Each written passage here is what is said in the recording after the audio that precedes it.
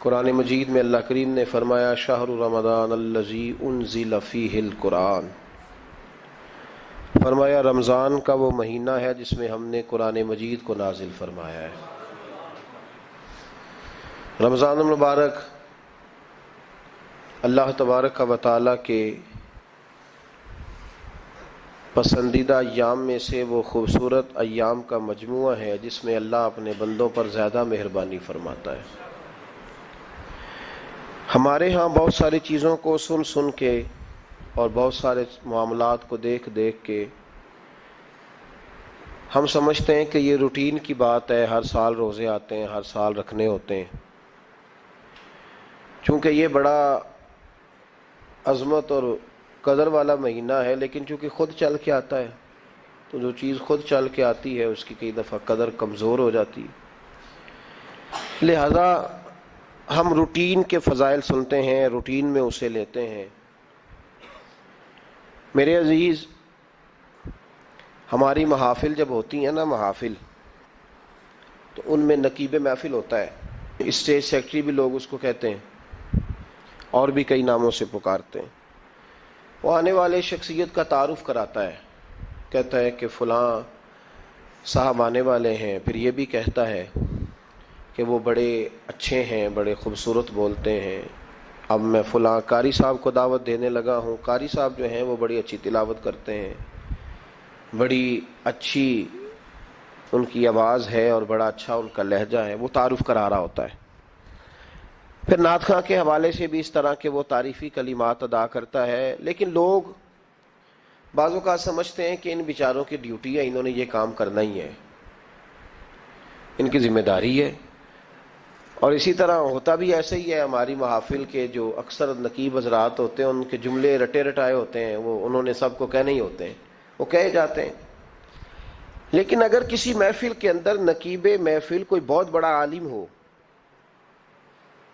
بہت بڑا محدث ہو، شیخ الحدیث ہو، یا کسی خانقاہ کا کوئی صاحب تقوی صالح مسند نشین ہو، اگر وہ کھڑا ہو کے کہے کہ جناب آج میں آپ کو تعارف کرانے لگا ہوں ایک بہت بڑے علامہ، ایک بہت بڑے صوفی آ رہے ہیں، پھر ہم سمجھ جائیں گے کہ جس کی ہمارے حضرت تعریف کر رہے ہیں وہ کوئی بڑا ہی اچھا آدمی ہے۔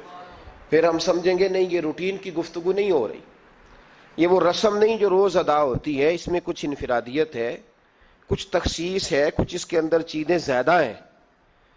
وہ پھر انفرادی طور پر ہم تھوڑا سا اس کو زیادہ درجہ دیں گے، نہیں حضرت جی کہہ رہے تھے آج میں نے قبلہ سے سنا ہے، آج فلاں شیخ اور صوفی نے فلاں کی تعریف کی ہے تو بات کچھ زیادہ ہوگی۔ میرے بھائیوں، مثال دی ہے آپ کو سمجھانے کے لیے کہ رمضان المبارک وہ عزت اور عظمت والا مہینہ ہے جس کا تعارف کسی عام آدمی نے نہیں، رب کریم کے قرآن نے بیان فرمایا ہے اور میرے مصطفیٰ کریم کی زبان اطہر نے بیان فرمایا ہے۔ لیکن آنے سے پہلے بخاری مسلم میں حدیث ہے، حضرت سلمان فارسی رضی اللہ تعالیٰ عنہ کہتے ہیں رمضان شروع ہونے سے پہلے نبی پاک نے ہمیں مسجد میں بلایا اور خطبہ ارشاد فرمایا باقاعدہ، اور ارشاد فرمایا لوگو تم پر ایک مہینہ آنے والا ہے جس میں اللہ اپنے بندوں پر خاص قسم کی رحمتوں کا نزول فرماتا ہے۔ خود رسول پاک نے ہمیں کس قدر زیادہ اس مہینے کا اکرام کرنا ہے اور کس قدر زیادہ اس کو اہمیت دینی ہے اور کس قدر زیادہ ہمارے لیے وہ باعث عظمت ہے کہ جس مہینے کے فضائل خود رسول پاک علیہ السلام نے بیان فرمائے۔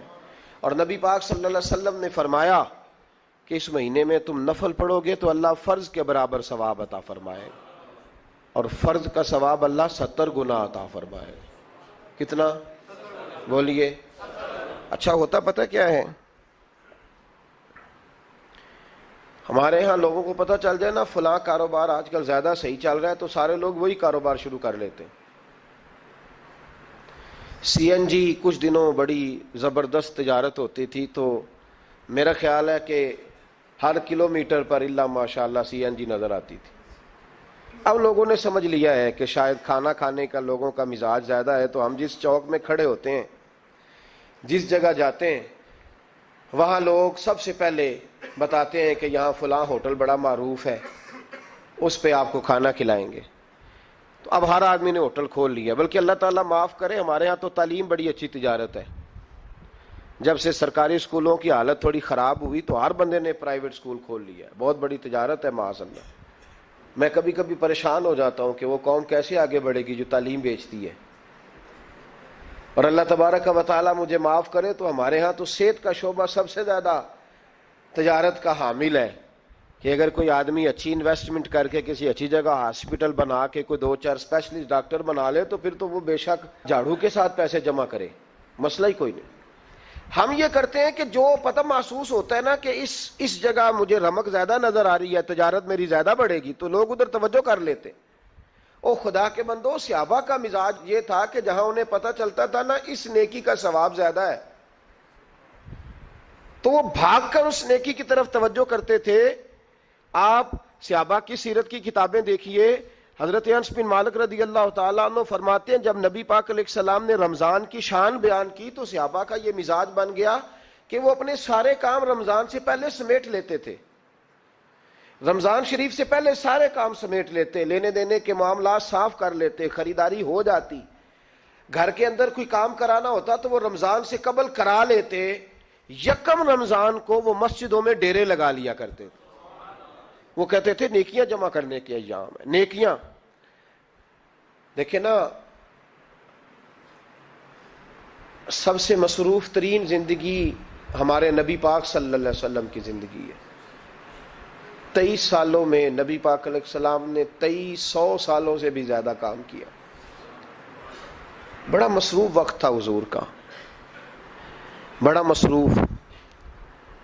ہمارے یہاں نا میں ایک جگہ پہ حاضر تھا تو ایک بزرگ تقریر فرما رہے تھے. وہ کہہ رہے تھے اب خانقاہوں میں جو اللہ اللہ ہو رہی ہے وہ چھوڑ کے باہر نکلو, اب میدان میں نکلنے کا دور ہے. تقریر ختم ہوئی تو میں نے کہا حضرت ناراض نہ ہوئیے گا, ویسے کون سی خانقاہ میں اللہ اللہ ہو رہی ہے جہاں سے آپ باہر نکالنا, تو دور ہی گزر گیا اللہ اللہ کرنے کا. اب تو لنگر شنگر چل رہا ہے خانقاہوں میں, یا باتیں شاتیں ہو رہی ہیں. کیلو کال کی دنیا ہے, مستی اور حال کی تو کب سے چلی گئی. کم باذن اللہ جو کہتے تھے وہ رخصت ہو گئے. خانقاہوں میں مجاور رہ گئے یا گور کن. اب تو کہاں, اب کس کو آپ کہہ رہے ہیں کہ اللہ اللہ چھوڑ کے باہر آؤ؟ کون اللہ اللہ کر رہا ہے؟ اللہ ماشاء اللہ ہے, حال ہی کوئی نہیں. اسلام فقط اللہ اللہ کا مذہب نہیں. نبی پاک صلی اللہ علیہ وسلم نے کہا لا رہبانیت فی الاسلام, میرے اسلام میں رہبانیت کا کوئی حصہ نہیں. ایک آدمی جا کے صرف مسجد میں بیٹھ جائے, حقوق سارے چھوڑ دے, بال بچوں کو بھول جائے, اسلام اس کی حوصلہ افزائی نہیں کرتا, حوصلہ شکنی کرتا ہے. وہ والی صوفی کا درس حضور نے نہیں دیا کہ مسجد میں بیٹھو اور بس مسجد میں بیٹھو, خانقاہ میں بیٹھو, بلکہ نبی پاک صلی اللہ علیہ وسلم ہمیں بدر میں بھی نظر آتے ہیں. حضور خود جنگ کا لباس پہن کر ہمیں احد میں دکھائی دیتے ہیں. نبی پاک صلی اللہ تعالی وسلم ہمیں خندق کے موقع پر ہاتھ میں کدال پکڑ کر نبی پاک علیہ السلام ہمیں کھدائی کرتے ہوئے نظر آتے ہیں. مسجد نبوی تعمیر ہو رہی ہے تو حضور ہمیں خود اینٹیں اٹھاتے ہوئے دکھائی دیتے ہیں. سارے کام حضور نے کیے ہیں.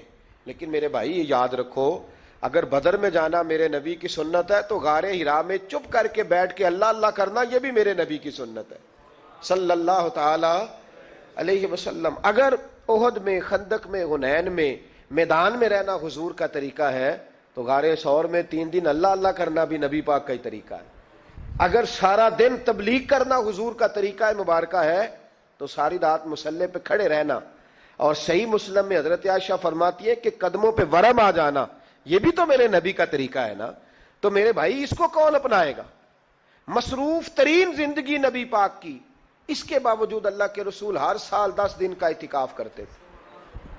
ہر سال.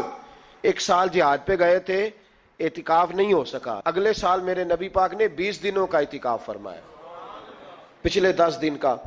میں نے ایک بزرگ کی تعریف کی, ایک اپنے بڑے پیارے میرے محبت والے دوست ہیں, ان کے سامنے میں نے کہا یار یہ بندہ بڑا 4 سال اعتکاف کرتا ہے. تو انہوں نے ترجمہ کر دیا میری بات کا, تھوڑی سی تشریح کر دی. کہنے لگے ماشاءاللہ فارغ ہو گئے, اب بچوں کی شادی ہو گئی, اب فارغ ہیں. تو میں نے کہا کہ آپ یہ کہنا چاہتے ہیں کہ جو فارغ ہوتا ہے وہ اعتکاف کرتا ہے؟ آپ یہ کہنا چاہ رہے ہیں؟